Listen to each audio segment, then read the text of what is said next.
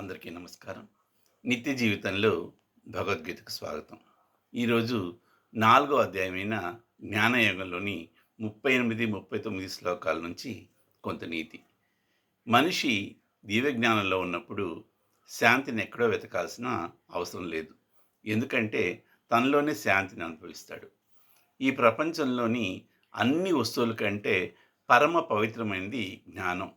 జీవునిలోని అజ్ఞానాన్ని పోగొట్టి ఆత్మశుద్ధి చేసి పవిత్రుడిని చేస్తుంది.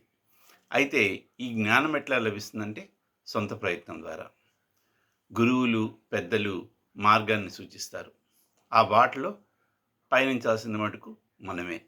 జ్ఞానం పొందాలంటే ముందుగా కర్మలను, ఫలితాలను ఆశించకుండా చేస్తూ మనశ్శుద్ధిని కలిగి ఉండాలి.